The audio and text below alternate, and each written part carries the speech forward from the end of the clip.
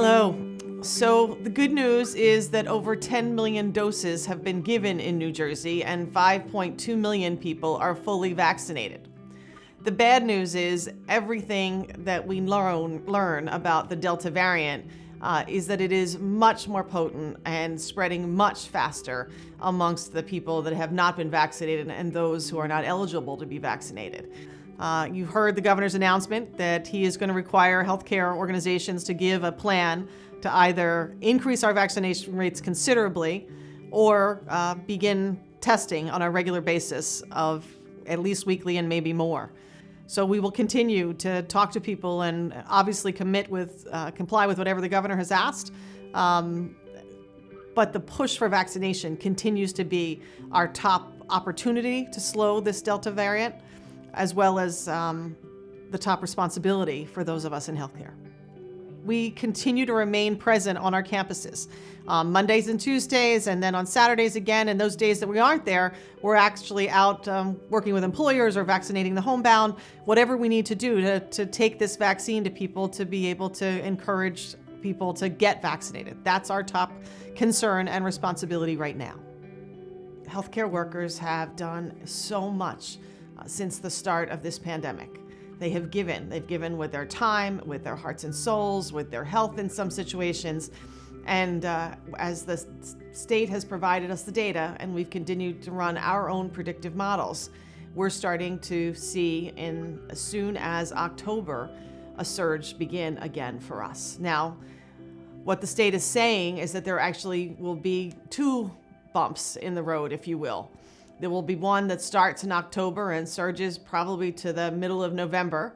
And so then we'll see it decrease again around the holidays. And then, of course, people will get back together again, and then we're going to be back for another surge. All I can tell you is trying to make sure that our staff are able to manage all of this stress and be resilient is the number one priority for all health systems, and especially here at Inspira. I ask you just, if you're in this class of people who have made this decision, to think about those who can't get vaccinated because of medical conditions or those who are not eligible yet, the children under 12. That is our next group that we must be most vigilant about and most concerned about. In the meantime, I ask you to please be safe and please wear your masks and please continue to do the things you did, that we were allowed to start all of these privileges that we've had to date. And just ask you to think about our healthcare workers as you go through your days.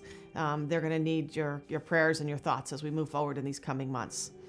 I also want to just take a moment to congratulate my staff again, just for the tremendous work they're doing. But it's what they do each and every day. And today I want to tell you a quick story about Kelly Flaherty, who works in our EMS dispatch area. Kelly had a call come in, and as she uses our high reliability tools, she took advantage of the tool which we call STAR, taking a STAR moment, where you stop, you think, you act, and then you review. And in that process, when that call came in for a transport, it didn't make sense where the person lived and where the person was going. The hospital was much further away. And before Kelly just put in those orders to then rush to her next call, she took a moment. And she asked for readback on those things. And sure enough, the hospital was wrong because it was not the hospital that the person needed to go to, but a different hospital that was further away. Kelly's quick thought, and not just remote action to take what was given to her, prevented this individual from going to the wrong hospital and from perhaps being detained from the care she so desperately needed. And that's really the key, is not only doing the job, but doing it as if it was your mother or your grandmother on the other end that was being transported. And I thank Kelly for taking that moment, but it is an example of making sure that we're not only just doing the job, but we're really living the job. Until we meet again, I ask you to be well and please stay safe.